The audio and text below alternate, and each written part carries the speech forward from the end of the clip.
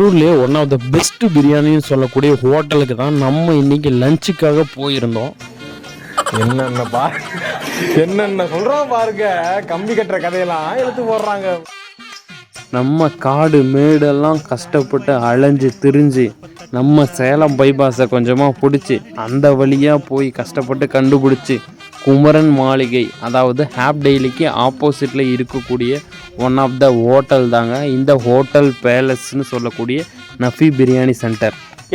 ஒருத்தன் கிடைச்சிட்டான்னா என்ன வேணாலும் பேசுவீங்க, அதுக்கு நான் தான் கிடைச்சேன். கிட்டத்தட்ட வெளியே இருக்கக்கூடிய போர்டை பார்த்துட்டு 120 ரூபான்னு சொன்னதுக்கு அப்புறம் தான் பிரியாணிக்காகவே உள்ளே போயிருந்தேன். வெளியில் பார்த்தீங்கன்னா கிரில்லெல்லாம் போட்டு நல்லாவே வச்சுருந்தாங்க. கடைசியில் பார்த்தீங்கன்னா அனைத்தோட ப்ரைஸ் லிஸ்ட்டும் உங்களுக்கு ஷேர் பண்ணுறேன். ஓரளவுக்கு ரீசனபிள் ப்ரைஸாக தான் இருக்கும். கிட்டத்தட்ட அந்த வாழை இலையே பார்த்தீங்கன்னா அந்த அளவுக்கு நம்மளுக்கு லென்த்தாக கொடுத்துருந்தாங்க. அண்ணா வந்து எடுத்துகிட்டு வந்து முட்டையோட லெக் பீஸோட பிரியாணி வந்து எடுத்து வச்சாங்க.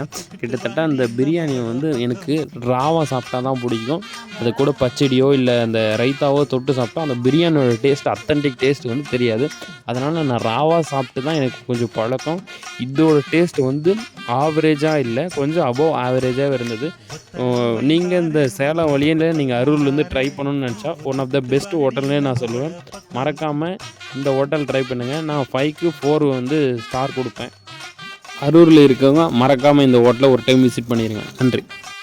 சின்ன சேனலு எதாக இருந்தாலும் அது கொஞ்சம் ஆதரவு கொடுங்க. உங்கள் பொண்ணான கையை கொண்டு அந்த பெல்லில் தட்டிடுங்க. அவங்களுக்கு சப்ஸ்கிரைபர் 5-10 ஏறுனா அவங்க மனசு சந்தோஷப்படும். அவங்க வீடியோவும் பாருங்கள்.